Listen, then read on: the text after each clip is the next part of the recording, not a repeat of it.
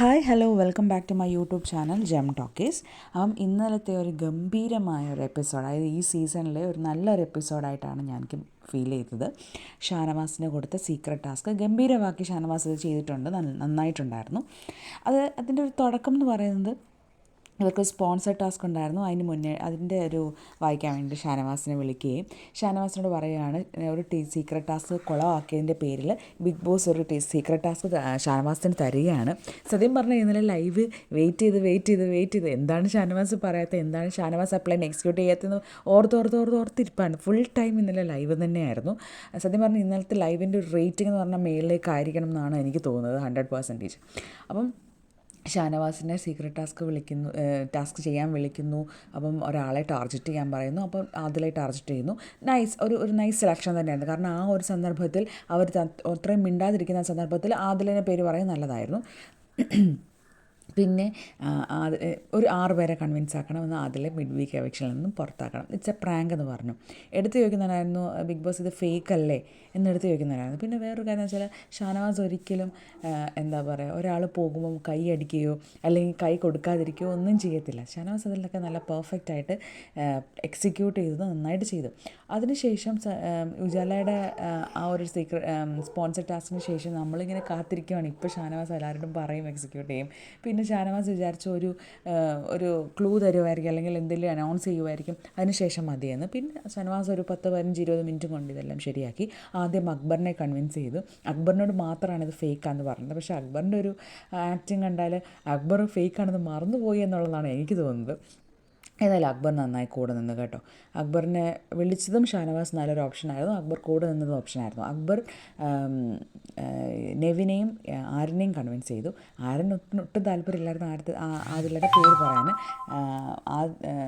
ആര്യന് താല്പര്യം അനുമോളെ പുറത്താക്കാനായിരുന്നു. ആര്യന് മാത്രമല്ല, ആര്യൻ, നെവിൻ, അക്ബറിന് താല്പര്യം അനുമോളെ പുറത്താക്കാനായിരുന്നു. അങ്ങനെ അത് മൂന്നും കൺവിൻസായി. അതിനുശേഷം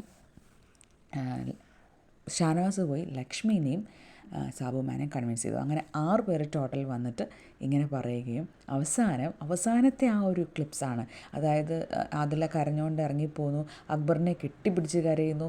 നൂറ് ആക്ച്വലി കരഞ്ഞില്ല, എന്താണെന്ന് എനിക്കറിയത്തില്ല, അത് പോയി കഴിഞ്ഞ് കരയാനായിരിക്കും.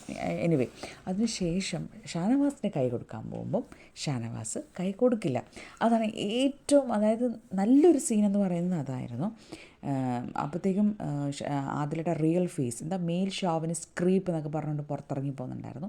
പിന്നെ ഫ്രെയിമിൽ വന്ന് എല്ലാവരും കൂടെ സെൽഫി എടുക്കാൻ നേരം പോലും ഷാനവാസിനെ വേണ്ട എന്നാണ് ആദില പറഞ്ഞത്. അങ്ങനെ പറയുകയും അങ്ങനെ അതിൽ പുറത്തിറങ്ങി നിൽക്കുമ്പോഴാണ് ബിഗ് ബോസ് പറയുന്നത്, തിരികെ വരൂ. ആദ്യം മനസ്സിലായില്ല, പിന്നെ രണ്ടാമത് തിരികെ വന്നിട്ട് പറയും, ഇതൊരു പ്രാങ്കായിരുന്നു, ബാക്കി ഷാനവാസ് പറയും എന്ന്. അപ്പോഴാണ് അവൾമാർക്ക് മനസ്സിലായത്, ഈ പുറകെ ഇരുന്ന് കുത്തിയതും മുമ്പിൽ നിന്ന് പറഞ്ഞതും ഒക്കെ എന്തോ ആയെന്ന്. പക്ഷേ വേറൊരു കാര്യം എനിക്ക് പറയാനുള്ളത്, ലാസ്റ്റ് ഇവളുമാർ വന്ന് കെട്ടിപ്പിടിക്കുന്നുണ്ട്. BGM നമ്മുടെ നെവിൻ ഒരു പാട്ടും പാടുന്നുണ്ട്. പക്ഷേ അതിലൂടെ എനിക്ക് ഒട്ടും യോജിപ്പില്ല. അവളുമാരുമായിട്ട് അത്ര മിണ്ടാട്ടം വേണ്ട എന്ന് തന്നെയാണ് എൻ്റെ അഭിപ്രായം.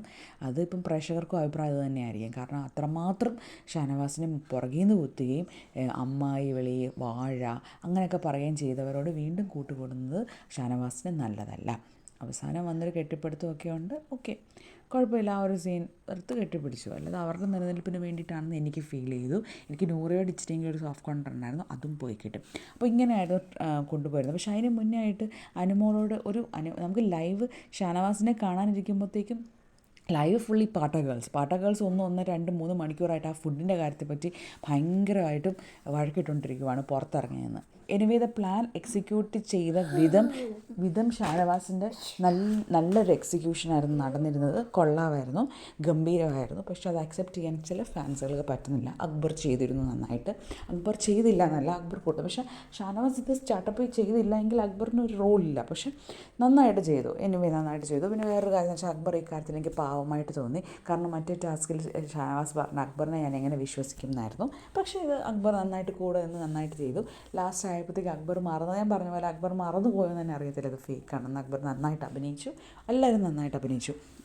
ഗംഭീരമാക്കി, ടാസ്ക് ഗംഭീരമാക്കിയതാണ് പറയുന്നത്. ഷാനവാസിൻ്റെ കണ്ണ് നിറഞ്ഞു. ഷാനവാസ് ഭയങ്കര ഇമോഷണലാണ്, എന്ത് കണ്ടാലും കുറച്ച് ഇമോഷണലായിട്ട് ബിഹേവ് ചെയ്യുന്ന ഒരാളാണെന്ന് എനിക്ക് മനസ്സിലായി. പിന്നെ വേറെ നമ്മളിപ്പം നമുക്ക് എല്ലാവർക്കും ഒരു സംശയം തോന്നാം, പക്ഷേ ആ ഒരു സന്ദർഭത്തിൽ ആദിലയുടെ പേര് പറഞ്ഞതും അവരുമായിട്ട് നല്ല കമ്പനി അല്ലാതിരുന്ന സമയത്ത് പേര് പറഞ്ഞതും നന്നായി തോന്നി.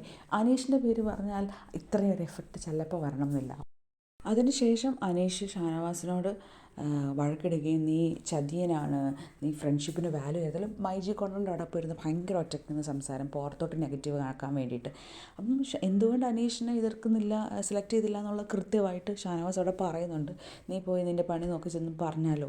ആഫ്റ്റർ ഓൾ ഇറ്റ്സ് എ ഗെയിമിനെ സ്പിരിറ്റിൽ കാണണം എന്നാണ് എൻ്റെ ഒരു ഇത്.